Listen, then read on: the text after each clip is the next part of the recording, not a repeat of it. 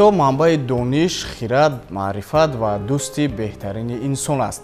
Салом мегӯем ба шумо бинандагони азизи телевизиони Баҳористон. Ин шумораи навбатии барномаи дар суҳбати адиб аст ки дар ҳамкорӣ бо Китобхонаи Миллии Тоҷикистон манзуратон мегардонем. Меҳмони имрӯзаи барномаи мо ҳастанд нависандаи шинохта, барандаи ҷоизаи адабӣ ба номи Садриддин Айнӣ Равшан Махсумзод.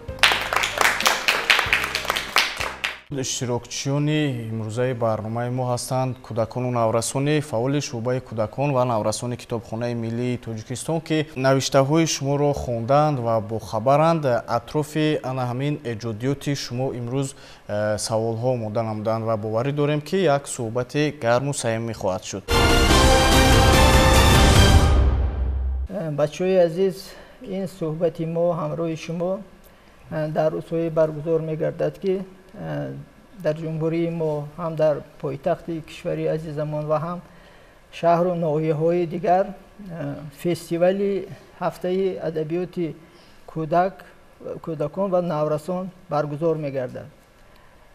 ин фестивал ки ҳамасола дар ҷумҳурии мо мегузарад, асосан барои тарғиби китобхонӣ ва китобдорӣ бахшида шудааст ва дар доираи ин маҳфил суҳбати адибон бо хонандагон, ҳамчунин маҳфилҳои дигари адабӣ, намоиши китоб ва дигар озмунҳо баргузор мегардад ва ин танҳо ба хотири он аст ки насли навраси мо ба китоб рӯй оранд, китобро дӯст доранд, мунтазам дар китобхонаҳое ки ҳам дар пойтахти мо ҳаст ва ҳам дар дигар шаҳру ноҳияҳо ҳаст, рафта китоб мутолиа кунанд.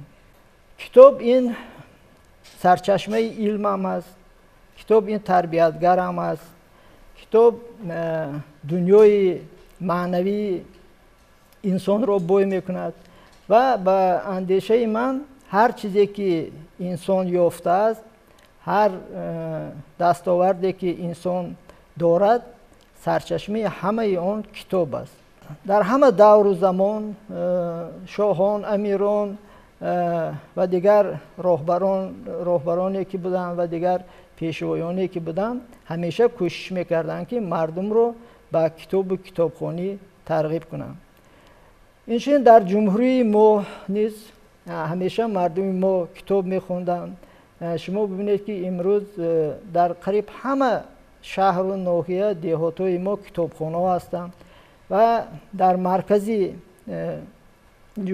ҷумҳурии мо дар пойтахти кишварамон шаҳри Душанбе як китобхонаи бузурге бунёд карда шудааст ки он дар минтақаи мо назир надорад ва имрӯз суҳбати мо дар яке аз толорҳои ҳамин китобхонаи миллии мо баргузор мегардад.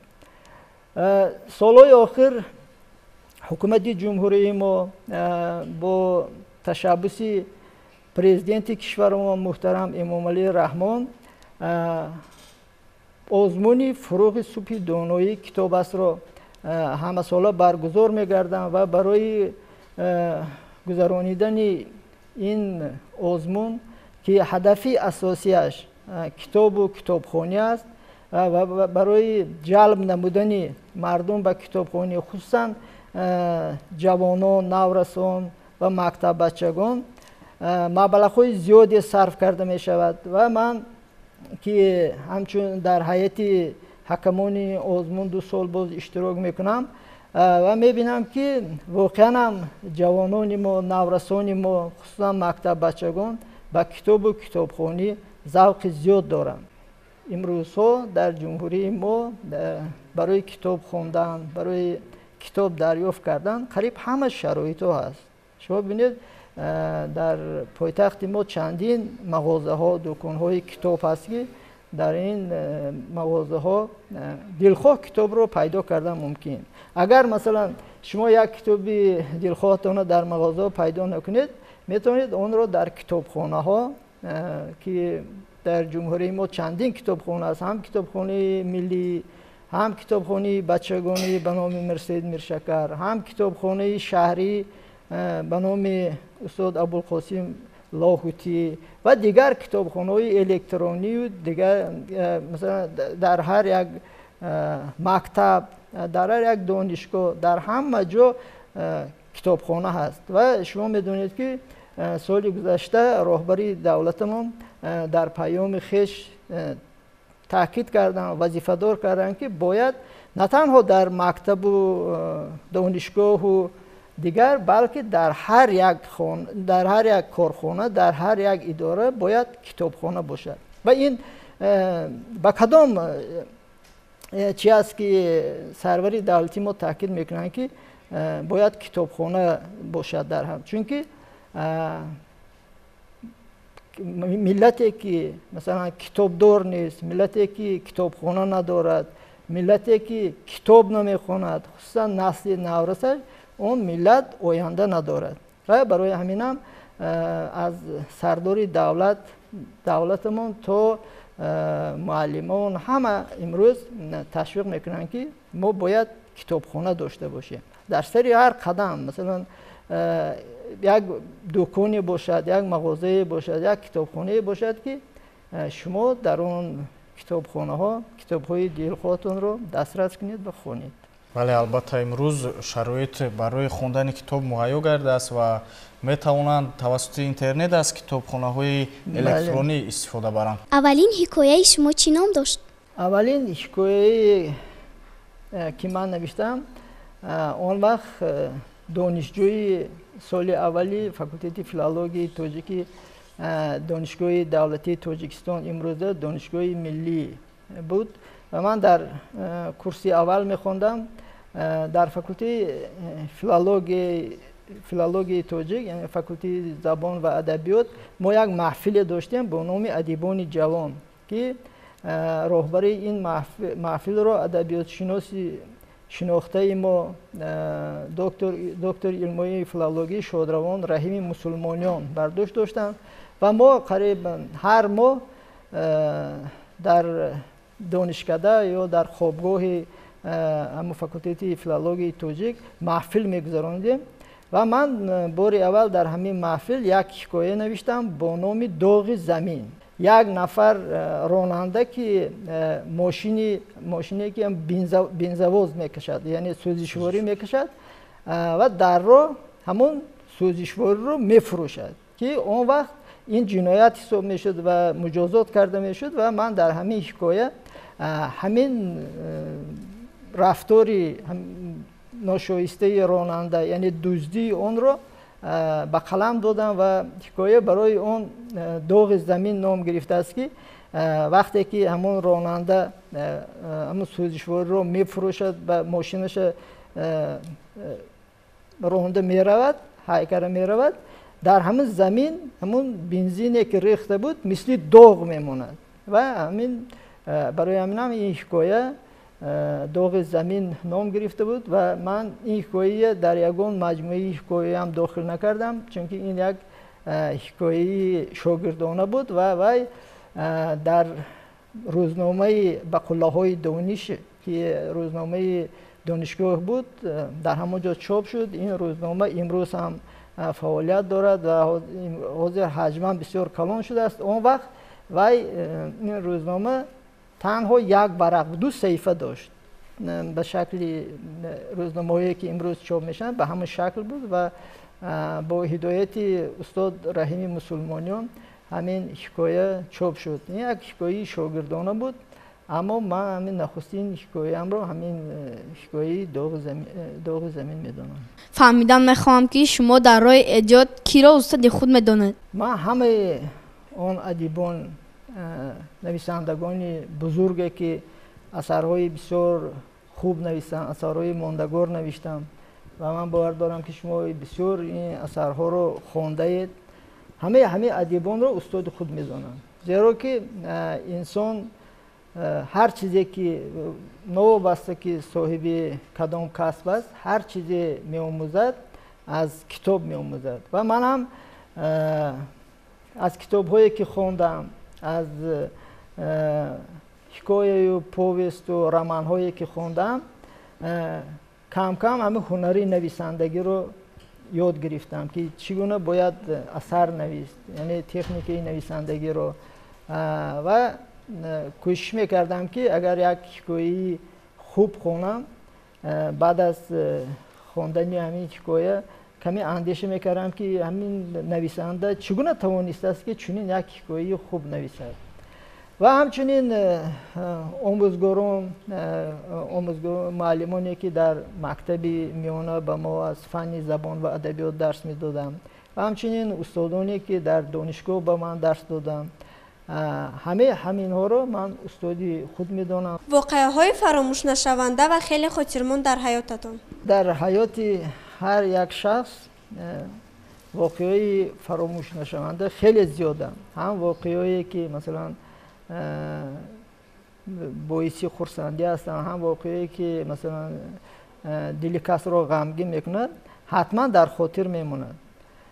اما اگر منظور شما از کودکی باشد، از نورسی باشد،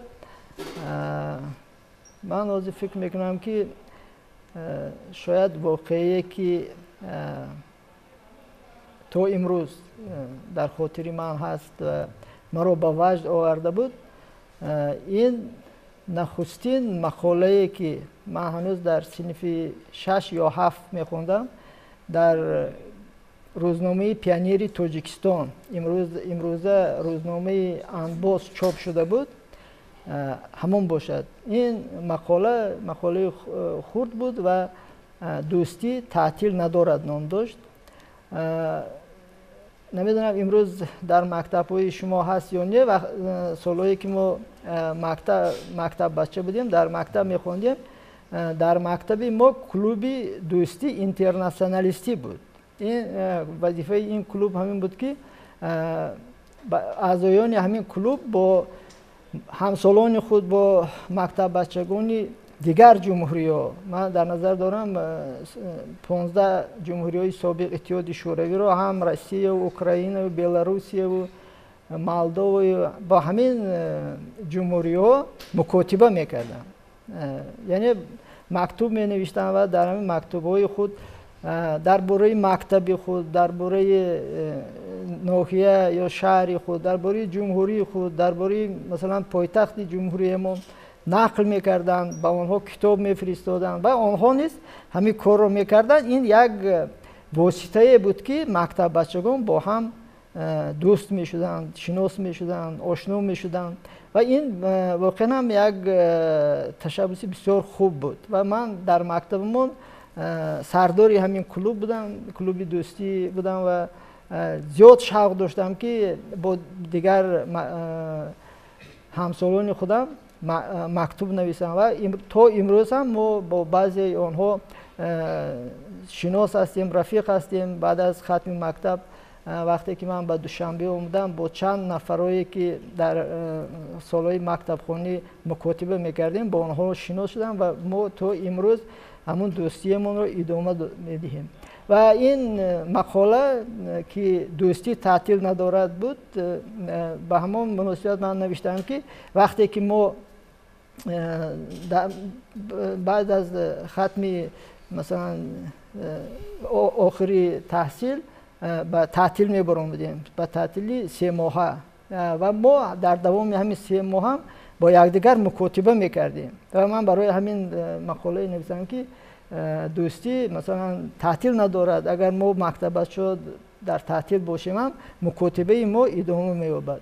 و با بسیار چیز عجیب بود وقتی که همین مقاله خردکی که من در گزیده روزنامه پیانیری تاجیکستان چاپ شد، بعد 1 ماه به واسطه پشت به من 12 سوم، همون دوره شوروی 12 روبل فرستاندن که این اون وقت بسیار برای یک مکتب بچه پولی کلان بود و من بار اول همون وقت فهمیدم که برای نوشتن یک مقاله برای هم پول میدادم و همینطور من نوشتن رو ادامه دادم و زیاد مقاله می نوشتم و به روزنامه های пионери Тоҷикистон, комсомоли Тоҷикистон, имрӯза ҷавонони Тоҷикистон ва дигар рӯзномаҳо. ҳарчанд ки на ҳамаи онҳо чоп мешуданд, аммо ҳатман аз ҳамон рӯзнома ба ман мактуб менавиштанд. масалан мактуб бештараш ба ҳамин мазмун буд ки мо ҳамн мақолаи шуморо гирифтем, аммо масалан ки чи умуми ҷумҳуриявӣ надошт, мо натавонистем онро дар саҳифаҳои рӯзнома чоп кунем. аммо ҳатман дар поёнаш менавиштанд ки шумо ҳаргиз рӯ афтода нашавед ва навиштанро идома диҳед. саломат бошед. чун мо медонем аксари ҳикояҳои шумо бо забонҳои хориҷӣ тарҷума шудаанд. ин пешниҳоди худи шумо буд? аксари ҳикояҳои ман ба забонҳои дигар тарҷума шудааст. ҳикояҳои ҷудогона ба забони русӣ, ба забони беларусӣ, ба забони арманӣ, қазоқӣ, ӯзбекӣ ва дигар забонҳо тарҷума шуданд ва баъзеи онҳоро ман худам пешниҳод кардам. як қисмашро тарҷумонҳо аз китобҳо гирифта тарҷума кардам. мавзӯи ҳикояҳои шумо чӣ хел интихоб мекарданд? асlan адиб метавонад дар ҳама ҷо барои ҳикояҳои худ мавзӯъ ёбад. масалан метавонад ҳангоми сайргашт дар хиёбон, метавонад ҳангоми иштирок кардан дар ягон маърака, ягон маҳфил, дар ҳар куҷо метавонад мавзӯи ҳикояашро пайдо кунад. ва муҳим он аст ки кадом лаҳза ҳамон адибро бисёр мутаассир мекунад ва ба вай таъсир мерасонад ва аз ҳамон ҷо вай метавонад ки як ҳикоя нависад. масалан ман агар шумо хонда бошед, як ҳикояе дорам бо номи дар ҷустуҷӯи чатр, ки ин як асоси воқеам дорад, ки ман як чатр гум накардам, дар як ҷо мондам ва вақте ки баргашта рафтам, як духтарак ҳамонҷо нишаста буд, гуфт ки чатр касе фаромӯш карда буд. ҳамсоя ва як дӯкон буд, гуфт ки нафаре ки соҳиби ҳамсоя дӯкон гирифта мана ва гуфт ки ин чатри ман аст. хай хулоса ҳамин он нафар вақте ки мо муроҷиат кардем ва мункир шуд, гуфт ки ман нагирифтам ва ҳамин сабаб шуд ки ман ҳамин ҳикояро нависам. албатта дар ин ҳикоя на ҳамаш воқеӣ аст, на ҳама он чизе ки ман онҷо тасвир кардам дар воқеӣ шуда буд, балки тахайюлот ҳам аст. шумо шояд донед ки ҳар як асари бадеӣ агар масалан 10% воқеӣ бошад, 90% вай тахайюлот аст, тахайюлоти нависанда аст. ва беҳтарин асарҳое ки эҷод мешаванд аслан ҳамун тахайюлот аст, ки албатта ягон масалан воқеа ягон рӯйдод метавонад ки боиси пайдо шудани ягон асар бигардад. саломат бошед. оё дар ин ҷода худро муваффақ мешуморед?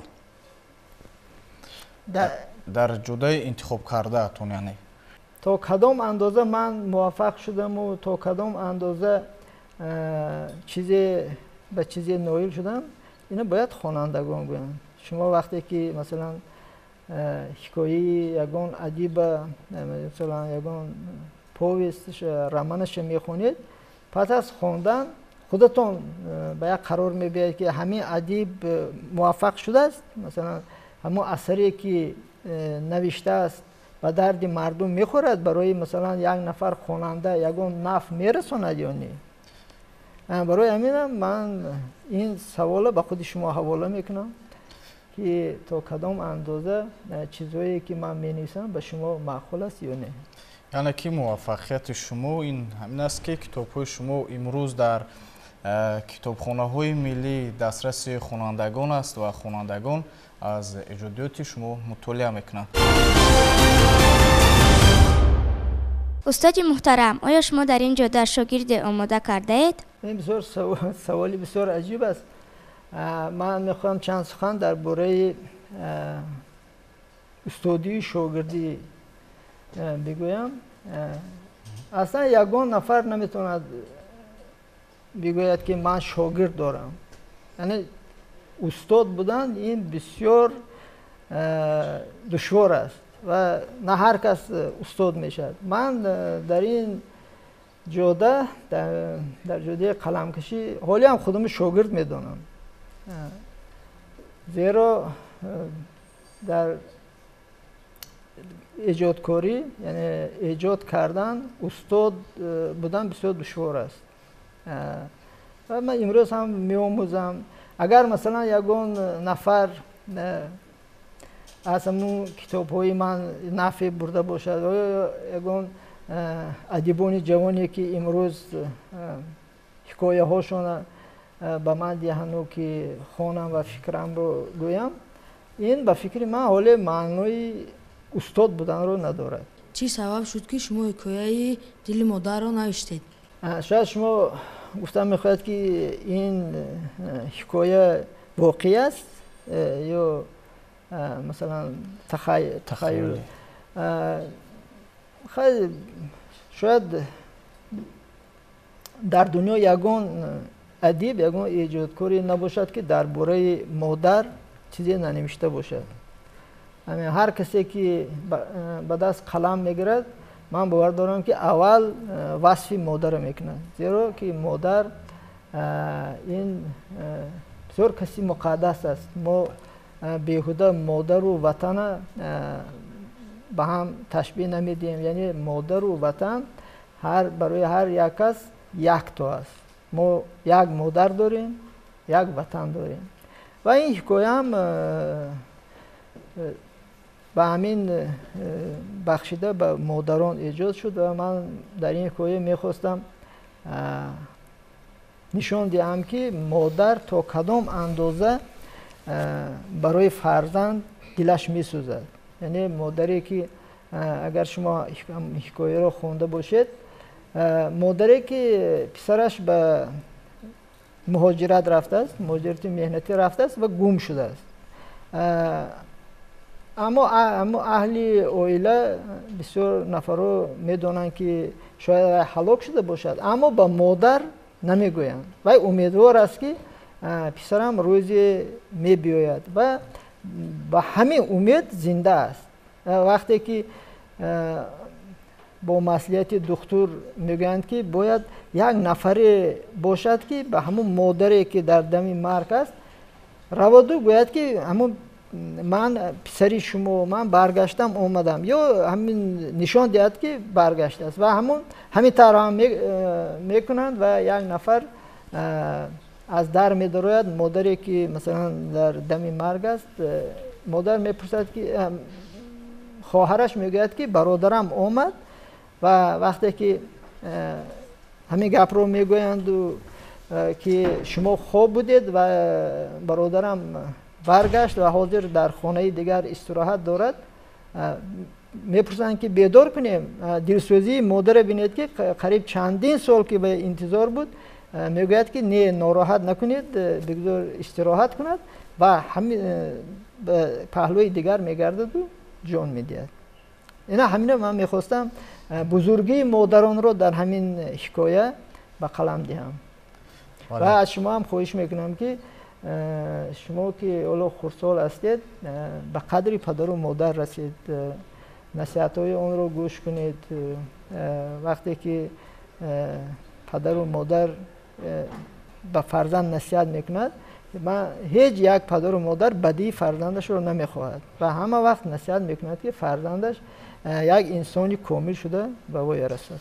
ولی البته مادر در ضمیر هر یک شخص جایگاهی خاصی خود را دارد.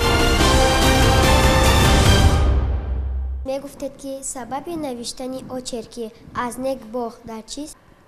من در این آچرک همون آموزگاری که مثلا برای تربیه نسل نو است خدمتی ارزنده کرده است، همون به قلم دادم و من امروز ها هم کوشش میکنم که درباره معلمان، درباره مکتب و معارف بیشتر نویسم، زیرا که چخیلی که حاضر در آغاز صحبت ما گفتیم انسان هر چیزی میابد از کتاب میابد و همچنین انسان هر چیزی که میآموزد از معلم میآموزد و ما باید همه وقت چی خرد و چی بزرگ و در کدام مثلا وظیفه هستیم یا در کدام مقام هستیم باید از معلمان خود یاد کنیم. به فکر من تا اون روزی که مثلا معلم در همه معرکه ها بالا گذر نیست، تا اون روزی که مکتب بسیار جای مقدس شماریده نمی شود، جامعه ما هرگز پیش نمی رود. زیرا معلم دیگه نمیگن که نان معلم حلال است. معلم است که ما از او می‌آموزیم، معلم است که مثلا عمری خودش برای تربیه چندین نسل صرف میکند و معلم است که از خودش میگذارد تا یک چیزی برای فرزند مردم داده باشد. و شما تصور کنید که وقتی شما صنف یک میخواندید، معلم چگونه به شما مثلا نوشتن مثلا حرف ا نوشتن برای نوشتن حرف ا چقدر زحمت میکشد که تا حسن خط شما زیبا باشد و همچنین در آینده مثلا برای ازبر کردن دانش چقدر زحمت میکشد. و من باور دارم که برای معلم ما صدها کتاب نویسیم، صدها فیلم ها برداشته باشیم کم است و معلم رو همه وقت باید احترام کرد. معلم باید در جامعه از همه زیادتر احترام داشته باشد. ҳикояи шумо ки бо номи човандоз дар мавзӯи муҳоҷирати меҳнатӣ нигошта будед дар озмуни байналмилалии иттифоқи журналистони Русия дар соли 2011 таҳти унвони фарҳанги ҳамзистӣ барандаи диплом гардид. мехостем дар ин бора каме маълумот медодед. ин ҳикоя дар мавзӯи муҳоҷирати меҳнатӣ аст و همون سال 2011 اتفاق ژورنالیستانی روسیه یک آزمون اعلان کرده بود با نام اسکوستو ژیت ومسته، یعنی فرهنگ همزیستی. در این حکایه یک زندگی یک نفر هموطنی ما که به مهاجرت مهنتی رفته است و خودش در وطن یک نفر چوانداز بوده است، یعنی در معرکه‌های بوسکشی و در معرکه‌های پایگاه اشتراک میکرده است و وقتی که به لنینگراد سنت پترزبورگ میرود در همون کوچه خیابانی به نام نیوسکی در لنینگراد مجسمه اسب‌ها است، بسیار زیبا است. اگر یگان نفری شما در سنت پترزبورگ باشد باید دیده باشید که همین اسب‌هایی هستند که مجسمه ها هم میبینی میگویی همین گویا که زنده هستند با همین همون مجسمه ساختند و همون هموطن ما که اسب بسیار دوست می داشت وقتی که در کوچه‌های در خیابان نیوسکی قدم میزد به همون اسب میبیند و که اصلا که عاشق اسب است بسیار به همون متوجه میشه و یک نفر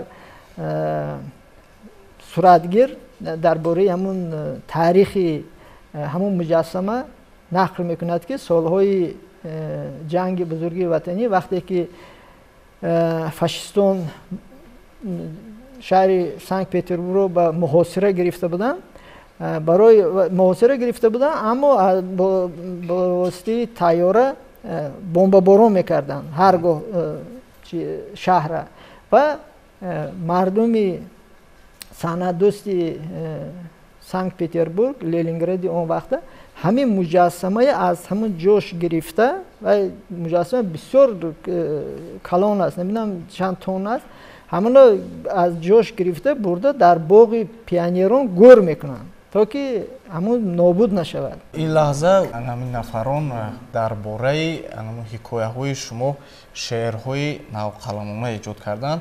айни замон мехоҳанд бихонанд. марҳамат. من حکایت دل مادر شما را مطالعه کردم و درباره مادر شعر ایجاد کردم.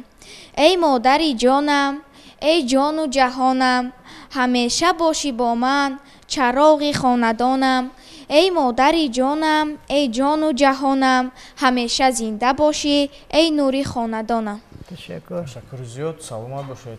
عجیب روشنی مخصوم باشد با همه معلوم نوشته حکایه ها از برای بچه ها قلم شناس کتابی خیلی پرباب در درونش حکایه از برای همسایه این کتاب خیلی رنگین از برایم بهترین.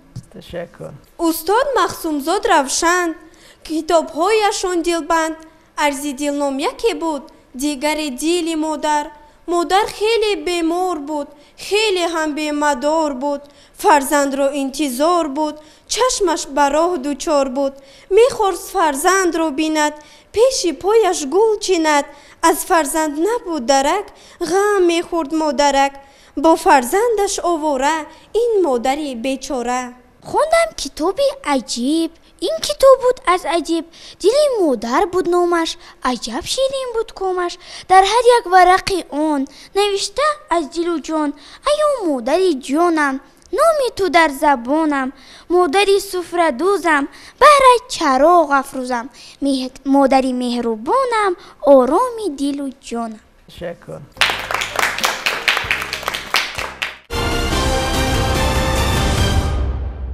мехостем таассуроти шуморо оид ба иштирокатон дар ин барнома фаҳмида бошем.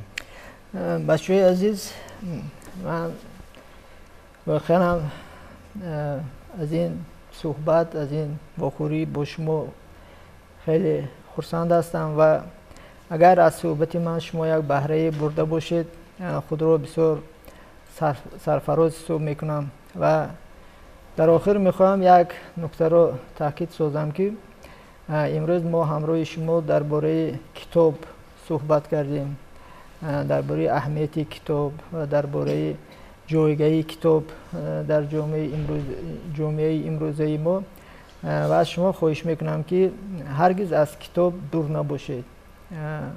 агар мехоҳед ки дар оянда як шахсияти комил ба воя расед агар мехоҳед ки дар оянда як соҳиби касб шавед агар мехоҳед дар оянда барои ватани азизи мо барои миллата мо хидмате карда бошед пайваста китоб хонед ва ба шумо як чизе мехоҳам ёдрас кунам ки то имрӯз ягон инсоне нест ки аз китоб хондан зарар дида бошад. ҳар касе ки китоб хондааст вай ҳатман зафар кардааст. ҳар касе ки китоб хондааст ҳам сухандон шудааст ҳам дунёи маънавияш бой шудааст ҳам дар пеши дигарон рӯсурху сарбаланд шудааст. ва мехоҳам ки шумо китобро дӯст доред.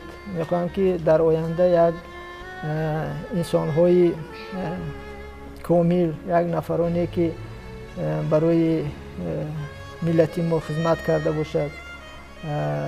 мехоҳам шумо китобхон бошед доно бошед ва дар пеши ҳамсолони худатон намояндагони миллатҳои дигар тавонед ки миллати моро шоиста муаррифӣ кунед.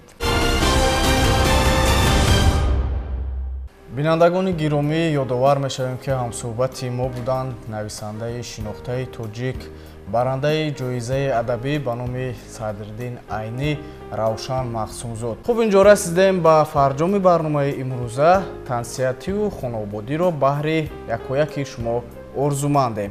хайр то барномаҳои оянда.